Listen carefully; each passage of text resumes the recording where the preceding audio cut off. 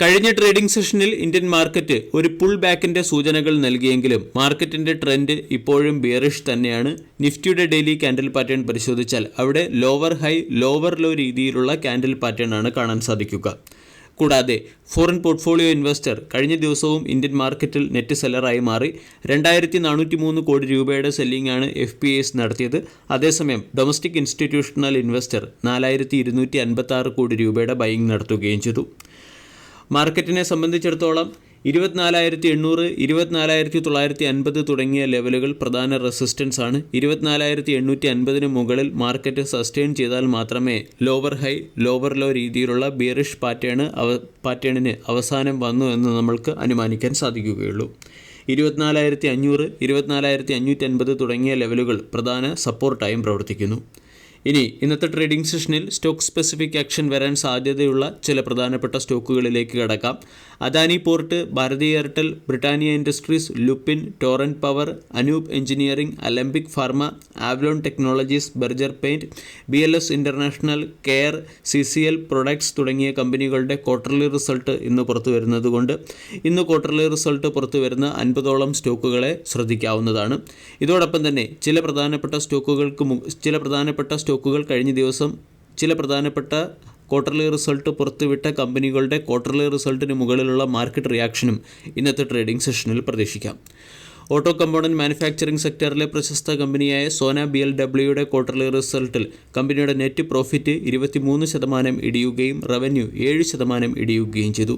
154 കോടിയിൽ നിന്നും 120 കോടിയിലേക്ക് profit ഇടിഞ്ഞപ്പോൾ revenue 830 കോടിയിൽ നിന്നും 767 കോടിയിലേക്ക് ഇടിയുകയും EBITDA 20% ഇടിയുകയും മാർജിൻ 28% നിന്നും 25% ഇടിയുകയും ചെയ്തു. DLFിൻ്റെ ക്വാർട്ടർലി റിസൾട്ടിൽ കമ്പനിയുടെ നെറ്റ് പ്രോഫിറ്റ് 18% വർദ്ധിച്ച് 645 കോടിയിൽ നിന്നും 762 കോടിയിലേക്ക് എത്തിയപ്പോൾ റവന്യൂ 100% വർദ്ധിച്ച് 1362 നിന്നും 2716 എത്തുകയും EBITDA 60% ഉയരുകയും ചെയ്തു. കൻസായി നെരോലക് പെയിൻറ്റിൻ്റെ ക്വാർട്ടർലി റിസൾട്ടിൽ നെറ്റ് പ്രോഫിറ്റ് 4% ഇടിഞ്ഞു. റവന്യൂ ഏറെക്കുറെ ഫ്ലാറ്റാണ്. EBITDA 8% ഇടിയുകയും മാർജിൻ 15% നിന്നും 14% ഇടിയുകയും ചെയ്തു. GPT ഇൻഫ്രയുടെ ക്വാർട്ടർലി റിസൾട്ടിൽ നെറ്റ് പ്രോഫിറ്റ് 40% വർദ്ധിച്ച് 16 കോടിയിൽ നിന്നും 23 കോടിയിലേക്ക് എത്തി. റവന്യൂ 29% വർദ്ധിച്ച് 242 കോടിയിൽ നിന്നും 313 കോടിയിലേക്ക് എത്തുകയും EBITDA 15% ഇംപ്രൂവ് ആവുകയും ചെയ്തു. ഗോഡ്ഫ്രൈ ഫിലിപ്സ് എന്ന സ്റ്റോക്കിനെയും ഇന്നത്തെ ട്രേഡിംഗ് സെഷനിൽ ഫോക്കസ് ചെയ്യാം. 2:1 എന്ന റേഷ്യോയിൽ കമ്പനി ബോണസ് പ്രഖ്യാപിച്ചതിനോടൊപ്പം തന്നെ നെറ്റ് പ്രോഫിറ്റ് 55% ഉയരുകയും റവന്യൂ 36% വർദ്ധിക്കുകയും EBITDA 25% ഉയരുകയും ചെയ്തു. മാർജിൻ 24% നിന്നും 22% ട്രിം ആയിട്ടുണ്ട്. ത്രിവേണി ടർബൈനിൻ്റെ ക്വാർട്ടർലി റിസൾട്ടിൽ കമ്പനിയുടെ നെറ്റ് പ്രോഫിറ്റ് 19% ഇടിഞ്ഞു. റവന്യൂവും 19% ഇടിഞ്ഞിട്ടുണ്ട്. EBITDA 23% ഇടിയുകയും മാർജിൻ 20% നിന്നും 19% എത്തുകയും ചെയ്തു.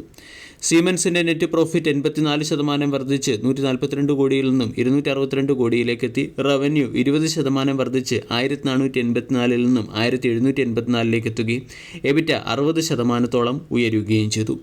അയണോക്സ് ഇന്ത്യയുടെ ക്വാർട്ടർലി റിസൾട്ടിൽ കമ്പനിയുടെ നെറ്റ് പ്രോഫിറ്റ് 16% വർദ്ധിച്ചു. റവന്യൂ 14% വർദ്ധിക്കുകയും EBITDA 8% വർദ്ധിച്ച് 70 കോടിയിൽ നിന്നും 76 കോടിയിലേക്ക് ഇംപ്രൂവ് ആവുകയും ചെയ്തു. കിറ്റക്സിൻ്റെ ക്വാർട്ടർലി റിസൾട്ടിൽ കമ്പനിയുടെ നെറ്റ് പ്രോഫിറ്റ് 24% ഇടിഞ്ഞു. EBITDA 15% ഇടിഞ്ഞു. റവന്യൂ ഫ്ലാറ്റ്, അതായത് 3% വർദ്ധിച്ച് 190 കോടിയിൽ നിന്നും 196 കോടിയിലേക്ക് എത്തിയിട്ടുണ്ട്. ഡെൽറ്റ കോർപ്പിൻ്റെ ക്വാർട്ടർലി റിസൾട്ടിൽ കമ്പനിയുടെ നെറ്റ് പ്രോഫിറ്റ് 36% ഉയർന്നപ്പോൾ റവന്യൂ 3% ഉയർന്നു. EBITDA 17% ഇടിയുകയാണ് ചെയ്തത്. ഇനി മറ്റ് ചില പ്രധാനപ്പെട്ട സ്റ്റോക്കുകളിൽ വന്ന ലേറ്റസ്റ്റ് അപ്ഡേറ്റിലേക്ക് കടക്കാം. സൗത്ത് ആഫ്രിക്കൻ കമ്പനിയായ ബെവ്കോയിൽ വരുൺ ബിവറേജ് അവരുടെ സ്റ്റേക്ക് ഹോൾഡിംഗ് 97.42 നിന്നും 97.92% ഉയർത്തിയിട്ടുണ്ട്. പ്രമുഖ ചൈനീസ് ഫിൻ ഇൻവെസ്റ്റ്മെൻറ്റ് കമ്പനിയായ ആൻഫിൻ എന്ന കമ്പനി 197 കമ്മ്യൂണിക്കേഷൻ്റെ 5.84% സ്റ്റേക്കുകൾ 1020 രൂപ പെർ ഷെയർ എന്ന റേറ്റിൽ സെൽ ചെയ്തതിൻ്റെ പശ്ചാത്തലത്തിൽ 197 കമ്മ്യൂണിക്കേഷൻ എന്ന സ്റ്റോക്കിനെയും ഫോക്കസ് ചെയ്യാം. NTPCക്ക് ഗ്രീൻ അമോണിയം പ്രോജക്റ്റിൻ്റെ സക്സസ്ഫുൾ ബിഡറായി മാറാൻ കഴിഞ്ഞത് സ്റ്റോക്കിനെ സംബന്ധിച്ച പോസിറ്റീവ് അപ്ഡേറ്റ് ആണ്. BEML എന്ന കമ്പനിക്ക് ഹൈസ്പീഡ് മൊബിലിറ്റി സൊല്യൂഷൻസും ഒപ്റ്റിമൈസ്ഡ് ട്രാൻസ്പോർട്ടേഷൻ ടെക്നോളജിയും പ്രൊവൈഡ് ചെയ്യുന്നതിന് വേണ്ടി മിനിസ്ട്രി ഓഫ് ഡിഫൻസിൽ നിന്നും 282 കോടി രൂപയുടെ ഓർഡർ ലഭിച്ചിട്ടുണ്ട്. AGI ഇൻഫ്ര എന്ന കമ്പനി 1:5 എന്ന റേഷ്യോയിൽ സ്റ്റോക്ക് സ്പ്ലിറ്റ് പ്രഖ്യാപിച്ചതുകൊണ്ട് സ്റ്റോക്ക് മാർക്കറ്റിൻ്റെ ശ്രദ്ധ ആകർഷിച്ചേക്കും. ഇൻഫോ എഡ്ജ് എന്ന കമ്പനി സ്റ്റാർട്ടപ്പ് ഇൻവെസ്റ്റ്മെൻറ്റുകളിൽ 25 കോടി രൂപയുടെ ഇൻവെസ്റ്റ്മെൻറ്റ് നടത്താൻ തീരുമാനിച്ചിട്ടുണ്ട്.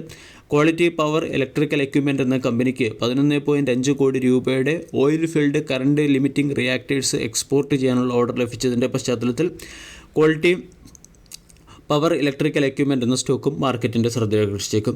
കെയ്ൻസ് ടെക്നോളജി തമിഴ്നാട് ഗവൺമെൻറ്റുമായി ചേർന്ന മെമ്മറാൻഡം ഓഫ് അണ്ടർസ്റ്റാൻഡിങ്ങിൽ ഒപ്പുവെച്ചു. 4,995 കോടി രൂപയുടെ ഇൻവെസ്റ്റ്മെൻറ്റാണ് വരുന്ന 5 വർഷത്തിനുള്ളിൽ കമ്പനി തമിഴ്നാട്ടിൽ മാനുഫാക്ചറിംഗ് ഫെസിലിറ്റി സെറ്റപ്പ് ചെയ്യുന്നതിന് വേണ്ടി നടത്താൻ പോകുന്നത്. കൂടാതെ ഗോഡ്ഫ്രെ ഫിലിപ്സ് 2:1 എന്ന റേഷ്യോയിൽ ബോണസ് പ്രഖ്യാപിക്കുകയും ബോണസിൻ്റെ റെക്കോർഡ് ഡേറ്റ് സെപ്റ്റംബർ 16-ാം തീയതിയായി നിശ്ചയിക്കുകയും ചെയ്തിട്ടുണ്ട്. ത്രിവേണി ടർബൈൻ എന്ന കമ്പനി ഇന്ത്യയിലെ first CO2 based high temperature heat pump manufacture ചെയ്തതിൻ്റെ പശ്ചാത്തലത്തിൽ സ്റ്റോക്ക് ഇന്ന് മാർക്കറ്റിൻ്റെ ശ്രദ്ധ ആകർഷിച്ചേക്കും. വീഡിയോ എല്ലാവർക്കും ഇഷ്ടമായി എന്ന് വിശ്വസിക്കുന്നു. Thank you.